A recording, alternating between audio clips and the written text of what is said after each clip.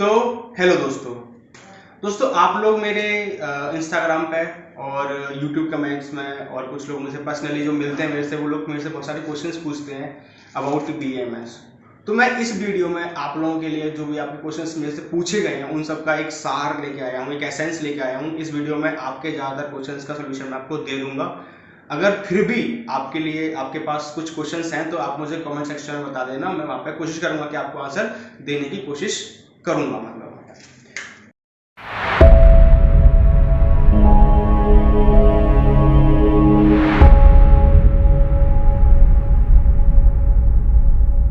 तो जो आप लोगों का पहला क्वेश्चन है वो है कि सर हमें एमबीबीएस नहीं मिल रहा है और हम लोग बीएमएस परस्यू कर सकते हैं कि नहीं, मतलब बेसिकली बीएमएस वर्सेस एमबीबीएस। तो यार देखो, बीएमएस एक अपनी अलग इंपॉर्टेंस रखता है और एक एमबीबीएस एक अपनी अलग इंपॉर्टेंस है।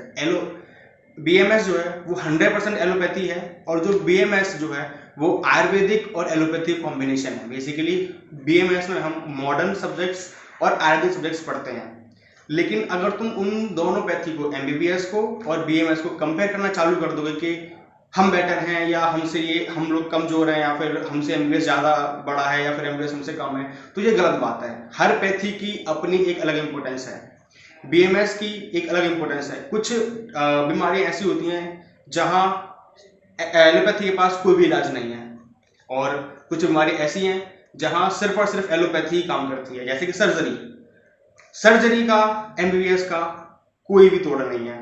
बीएमएस करने के बाद ऐसा ही तुम लोग एमएस कर सकते हो, सर्जन बन सकते हो, लेकिन बीएमएस करने के बाद तुम कोशिश करोगे, तुम लोग ये सोचो कि एमबीबीएस को हम टक्कर दे सकते हो, तो ऐसा तो नहीं हो सकता, ये इम्पॉसिबल है।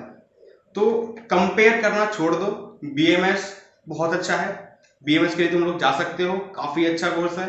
मैं पर्सनली, मुझे 18 महीने हो चुके हैं, 2 साल होने वाले हैं मुझे बीएमएस में, तो काफ़ी अच्छा कोर्स है, तुम लोग बीएमएस के लिए आ सकते हो, ऐसा कुछ भी नहीं है।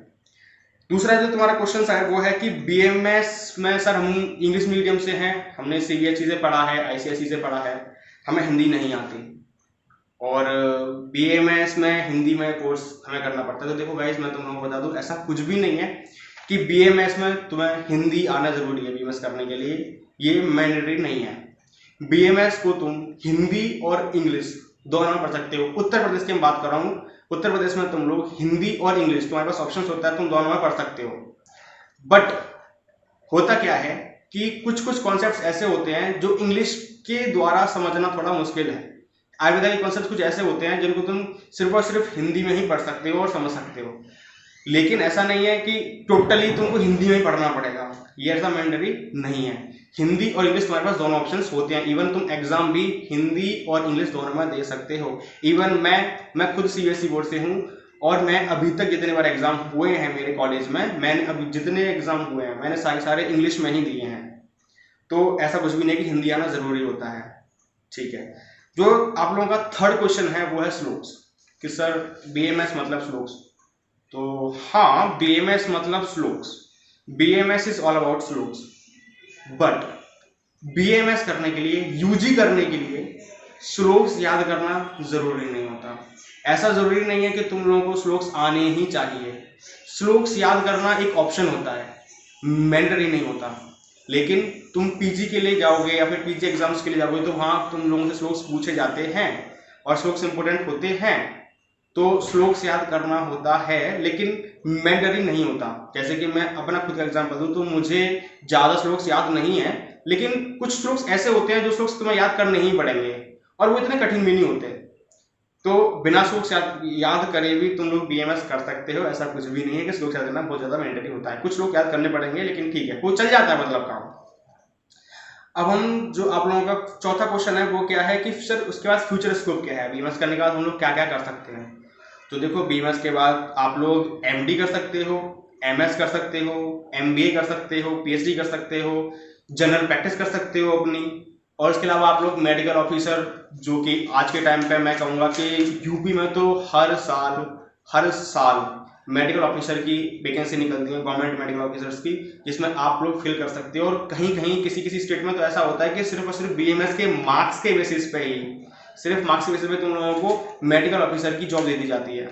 तो मेडिकल ऑफिसर भी एक अच्छा ऑप्शन है तुम लोगों के पास। अच्छा, अब जो आप लोगों का पांचवा क्वेश्चन है वो क्या है कि sir which is better, private college और गवर्नमेंट कॉलेज। सर मुझे गवर्नमेंट कॉलेज नहीं मिल रहा है तो क्या मैं प्राइवेट कॉलेज में परस्यू कर सकता हूँ? तो मेरा आंसर है हाँ, प्राइवेट कॉलेज में आप लोग परस्यू कर सकते हो, और आप लोगों के पास पैसा है तो।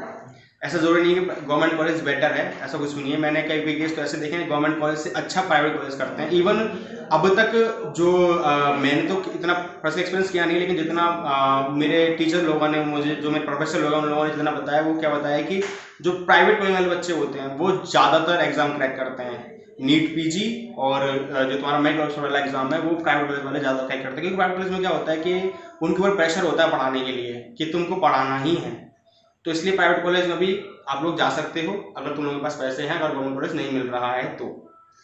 अच्छा, अब हम बात कर रहे हैं प्राइवेट कॉलेज और गवर्नमेंट कॉलेज के मार्क्स के। सर प्राइवेट कॉलेज मुझे चाहिए उत्तर प्रदेश में, और तो मुझे कितने मार्क्स चाहिए? तो देखो प्राइवेट कॉलेज में तुम लोगों को अगर कोई, तुम लोगों के पास अगर 200 नंबर भी हैं, अगर तुमने इसका नीट दिया है और तुम्हारे 200 नंबर आए हैं या 180 190 प्लस मार्क्स हैं, तो तुम लोगों को प्राइवेट कॉलेज मिल जाएगा। उत्तर प्रदेश की बात करूँ मैं तो। वहीं गवर्नमेंट कॉलेज की बात करूँ तो गवर्नमेंट कॉलेज के तुम लोगों को कम से कम 560 मार्क्स प्लस तुम लोगों को चाहिए ही चाहिए। 560 प्लस मार्क्स तुम लोगों को चाहिए गवर्नमेंट कॉलेज के लिए बीएमएस परस्यू करने के लिए।